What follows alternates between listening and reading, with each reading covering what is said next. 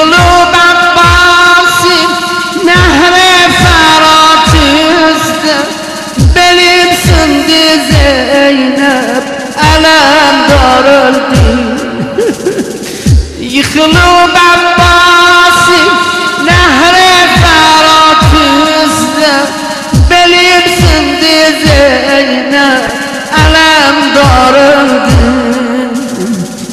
Boyanıp durganı vefali serdarim, rivaye Kur'an'ı vefadarım. Yaralı aslanı şehide Kur'an'ı, umide teflanı zevanullahi. Allahu Ekber. Uca boy serdarim, vezir derbarim, vefali gımkharim, Ebu Fazlullah.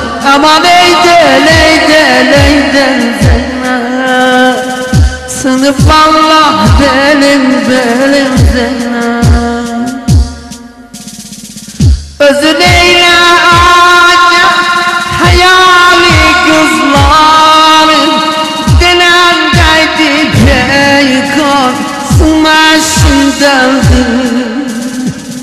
Özün eyle acem hayali kızlarım, dilemdeydi peykan sumaşındadır. Size hatı geçtik iki gol bir gözde, beni koydu tenha felekti derdi.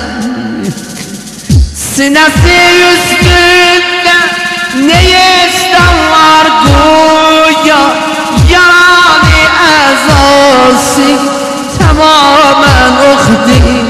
Allah veli oklardan çok çenarinde Zeynep, nedir illet bilmem ağır taştaktı. Veli oklardan çok çenarinde Zeynep, nedir illet bilmem ağır taştaktı. Tıkanıp dur taşlar, sınıftı ayine, yanır gamden sinem, akır gözyaşım. Uca boy kardeşim ölüptü ellerde, yatıptı çöllerde, kararım yoktu. Uca boy kardeşim ölüptü ellerde, yatıptı çöllerde, kararım yoktu.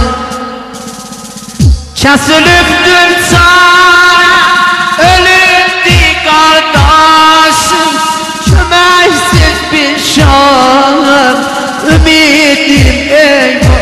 Vay kardeş, vay kardeş, vay kardeş. Yakami ellerde koyan Abbas'ım var, şerefli serdare Reşid'im eyvah. Tıkanıp bir peykan, hörüptü gözyaşı, celek görmür kimdi garip avare. Dizimizde başım alıp döktüm gözyaş, dedim lay lay kardeş şehidim eyvah. Dedim ayağa kardeş cedirsen ahyamı, dediysen cedhüsen rükayyen ağla. Dedim onda geçsem seni koysam tenha, sıkanda zannepten gözün kim bağlar. Başımızdan bir ses dedi sen git oğlum, gözün zehra bağla, ezasın sakla. Yeri var bu